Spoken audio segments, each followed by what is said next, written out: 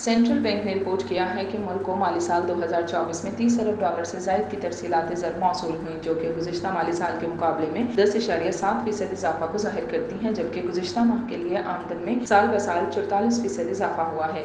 एक रिपोर्ट के मुताबिक मुल्क को गुज़िश्ता साल की वसूलियों से तकरीबन 3 अरब डॉलर ज़्यादा मौसूल हुए, लेकिन ये माली साल 2022 में 31.3 अरब डॉलर की रिकॉर्ड आमद से अब भी कम है। तरसीलात ज़र में नमो पहले ही बरामदान से हासिल होने वाली आमदनी से तजावज़ कर गई है, जो कि बैरून मुल्क मुकीम पाकिस्तानियों पर मईशत के बढ़ते हुए इन्हिसार की अक्कासी करती है। स्टेट बैंक के मुताबिक माली साल 2024 में कुल तरसीलात ज़र 30.3 अरब डॉलर थी, जो कि माली साल 2023 में 27.3 अरब डॉलर थी। मालियाती माहिरीन ने कहा कि तरक्की हुकूमत के लिए तसल्ली बख्श है, क्योंकि ये एक और हौसला अफजा रिपोर्ट के बाद सामने आई है, जिसमें बताया गया था कि माली साल 2024 के पहले 11 महीनों के दौरान करंट अकाउंट खसारा कम होकर सिर्फ 46.4 करोड़ डॉलर रह गया है। ताहम उन्होंने खबरदार किया कि तरसीलात ज़र पर मईशत का बढ़ता हुआ इन्हिसार तबाहकुन हो सकता है, खास तौर पर अगर बरामदात कम होने लगे तो। बरामद कुनिंदगान बजट में तजवीज़ करदा ताज़ा टैक्सों के साथ साथ बिजली के नरखों के मुसलसल इजाफे के खिलाफ शोर मचा रहे हैं, क्योंकि दोहरे खतरे ने कारोबार करने की लागत को बैनुल अक़वामी मार्केट में गैर मुसाबकती बना दिया है। वज़ीर आज़म शहबाज शरीफ ने पीर को कहा कि IMF के कर्जे हासिल करने के लिए कौम को मजीद कड़वी गोलियां निगलने की जरूरत है। स्टेट बैंक के अदाद-ओ-शुमार से पता चलता है कि